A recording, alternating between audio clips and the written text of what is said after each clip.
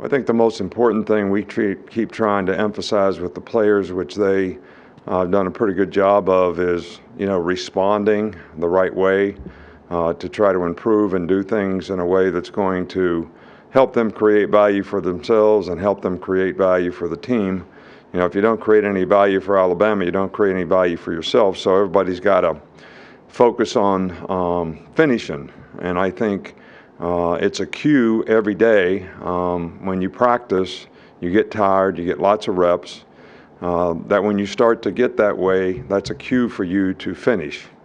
And you got to finish plays, you got to finish games. We certainly didn't finish the last game. The last 5 minutes of the game was not what we needed it to be. So that's something that we have to continue to work on.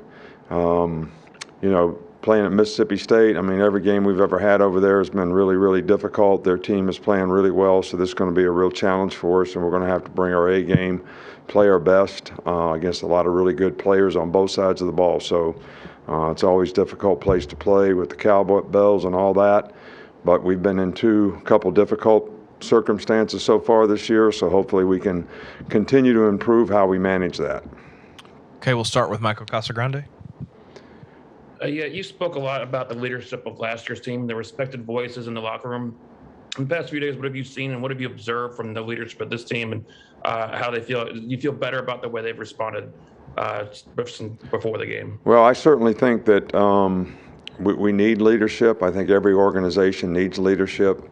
I need people to set a good example. I need people to care enough to serve others, to help them set a good example. So that you get a critical mass of people that are all, buying into the same principles and values and the same standard. As much as I can talk about it as a coach, I think it always gets reinforced to a great degree if you have, peer intervention, where you have, your peers are, constantly preaching that same message and holding people to the same standard. So, that's something that we want to continue to develop, and I think something that will help this team continue to develop. Go to Nick Kelly.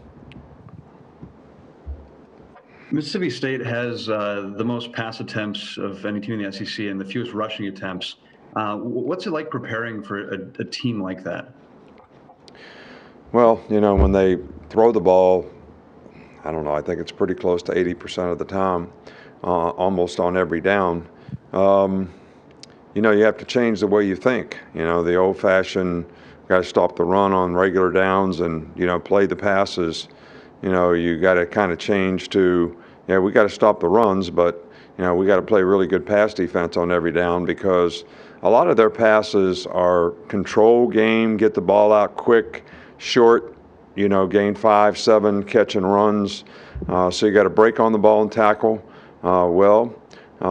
And it's a little different mindset that your team has to have, and your signal caller. So, but that's the way we practiced all week. So the players should be getting it, and I think we got a good idea of what they're going to do. It's just going to be a matter of how our guys execute, and be able to get consistent enough performance down in and down out, not to give them big plays.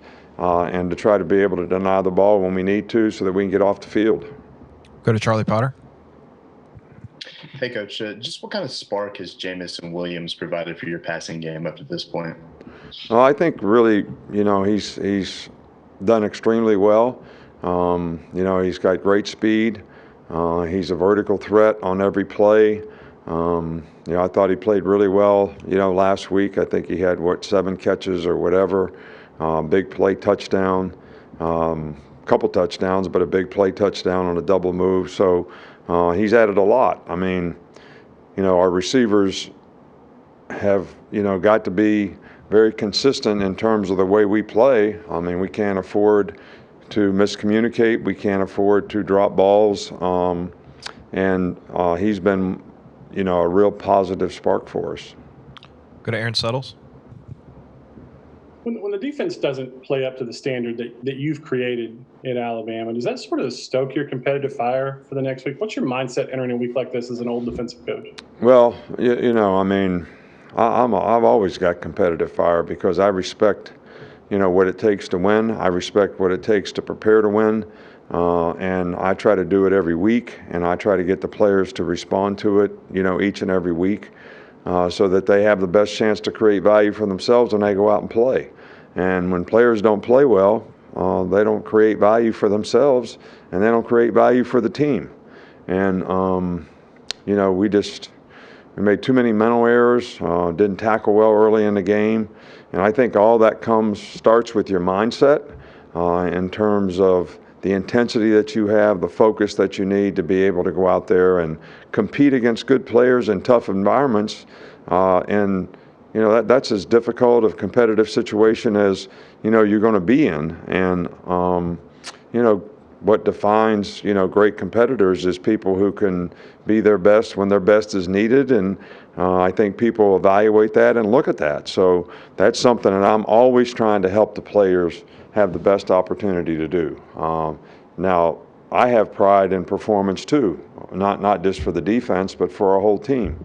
And it's very upsetting to me when the team doesn't play well because I feel like it's my responsibility and I should be affecting people. I'm talking about players and coaches and everybody in the organization in a way that, our team is well prepared so that they can go out there and play well. So that's, I'm kind of a perfectionist when it comes to that, and it's really, really, tough when you don't feel like you got things done the way you'd like for them to be done. We'll go to Joey. Hey, Coach, you talked about a little bit in your opening statement about finishing, and I'm just wondering, as far for players, is kind of improving that more of a mental development, physical development, or is it more so a combination of both? Well, I think it starts with, your mindset. You're going to do what you feel like doing, or you're going to choose to do the things you need to do to push through difficult circumstances and difficult times and stay focused. And when you do that, then you develop a greater capacity to do it. So it starts out mindset, but then you become physically more able and capable to sustain, because you've had the mental toughness to push yourself to the next level. I mean, it's like blowing up a balloon. The first time you blow it up, it's really, really tough. Then you let the air out of it. It blows up to that point pretty easily. But then when you try to take it beyond that, it gets very difficult again. So it's the same thing with how you sustain, how you focus, how you finish. You develop a greater capacity to do it, so then it becomes easier. But when you give into it, it never becomes easier. And then when you have to do it, it's very difficult to sort of be able to get done. Okay, we got two more, Tony and then Steven. Yeah, do you have an update on Drew Sanders? Has he been able to practice, and what's his availability if so? He's not available this week. He's out there in pads every day, but he doesn't have it's not safe for him to use his hand yet. So he's not going to play this week. Okay, we'll finish up with Steven. Coach, you've had a lot of competitors play on special teams, and the big block punt by Ja'Cory Brooks. Now, what does that mean for him being able to fight like that and battle and compete on special teams and grow in that area? Yeah, well, he's been one of the real positive freshmen that have contributed on special teams, that realizes the importance of learning how to play on special teams. A lot of other guys don't take it serious, but he's done an outstanding job for us on teams. He loves to play. He's a really good competitor, just likes to play. And we need more guys on our team to be able to contribute, because we need for our younger guys on our team to be playing on special teams. So a lot of the older guys who are playing more plays in the game don't have to play, because those guys are really good special teams players. Josh Job's a really good special teams. Jordan Battle's a really good special teams player. B-Rob, very good special teams player. Well, they served their time. All right, now they're playing a greater role in playing all the time, so we need other players to understand, and those guys all learned how to do it when they were freshmen. So Ja'Cory Brooks has done an outstanding job of that. We have several other freshmen who have contributed extremely well on special teams, but we need more of it.